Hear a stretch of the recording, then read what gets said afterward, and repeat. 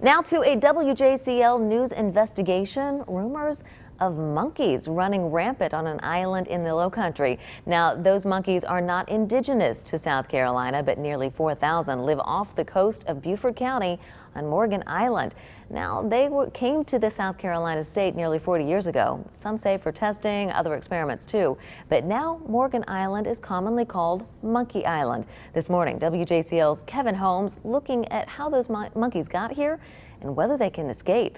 Here's his special report. This Hilton Head Island, it's shaped like a tennis shoe. You see it right there? It's got that Yankee smell to it, okay? To the north, another smell, just as foreign to the area as Yankees are to Hilton Head. It took us about 90 minutes to get there by boat. Might be 2 hours. Morgan Island is sort of hard to get to. Captain Wally is our tour guide. So you're going to be with me a while. His last trip there, roughly 5 years ago. But the 78-year-old is no stranger to the water.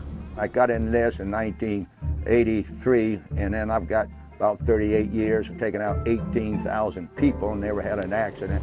He too has heard the stories about the monkey business that takes place on the island. Morgan Island is a research place there, and I camped on there when I was in about the 9th grade, and they had a lot of goats there. And then this fella came in and started doing the research on the monkeys. That fella is David Tobb. Well, the urban legend of Monkey Island depends on who you ask. We'll get to his story in just a bit. In 1979, an urban legend began to surface off South Carolina's coast, and what has evolved over time is a whole different animal. Talks about a colony of monkeys and rumors about medical testing done on the primates, testing for things like polio, herpes, AIDS. In the 80s, there were reports some of the monkeys even escaped and were seen throughout Beaufort County. So we wanted to see the colony for ourselves and set sail for the road, or in this case, water less traveled. We're going to go into Coosaw River and come around to Parrott's Cut and then come on in to Morgan's River. So you say you think we might get lucky?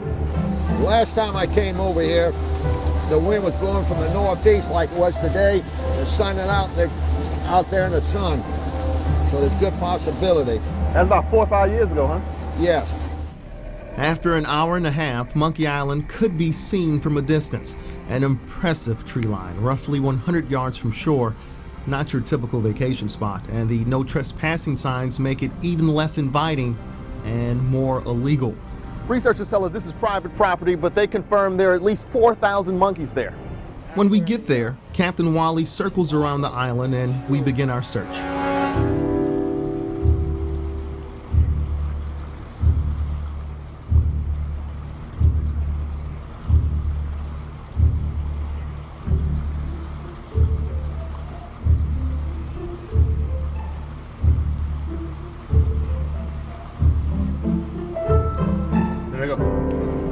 Yeah, there's about four or five on the group I'm seeing. Yeah, they're monkeys. Yeah, they're sitting on the stump there. Yeah, I see them on that stump. To the left. Yeah, there's some more coming. Yeah, there's another one coming. There you go, there you go. You lucky people, you lucky. There's another one on top of that. Yeah, there's another one. Must be a dozen of them. They're going back into the woods now. Well, that was worth the patience of waiting. After our trip, we took our findings to David Tobb for some clarity. The local legend is there's this secret colony of monkeys over there. We got, Dr. Moreau in the secret island.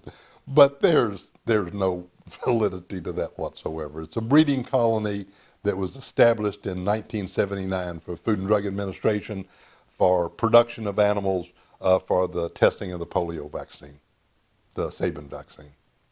How do you know all this? Because I'm the one who started it. Tobb was recruited to be the scientist in charge of Monkey Island in 1979. He put the project together and established the colony, running it for 20 years. He says testing is done on some of the monkeys, just not there. Animals would be sent to the Bethesda campus of Food and Drug Administration where the polio vaccine testing took place. According to the National Institute of Allergy and Infectious Diseases, research continues on the monkeys today, but they won't say for what. And although that testing is done elsewhere, there are still concerns locally. Any way these monkeys can escape? Sure. They swim. They're good swimmers. These are wild animals. These are not domesticated animals. And adult males have canines that are 2 inches long and are razor sharp. And if they want to, they can do you a world of hurt. And so we prohibited people from coming on the island. That's how the urban legend started. Well, if they won't let us come on the island, then something's going on over there we shouldn't know about.